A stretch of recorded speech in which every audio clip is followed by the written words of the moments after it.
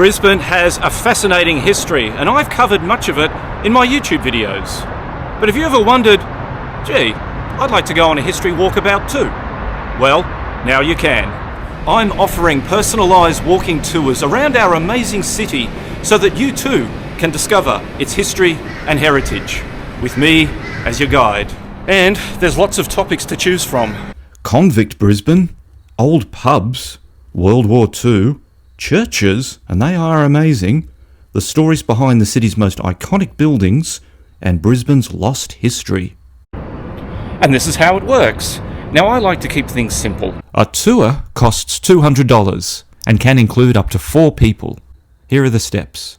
Choose your topic, select your date, pay the fee, and off we go.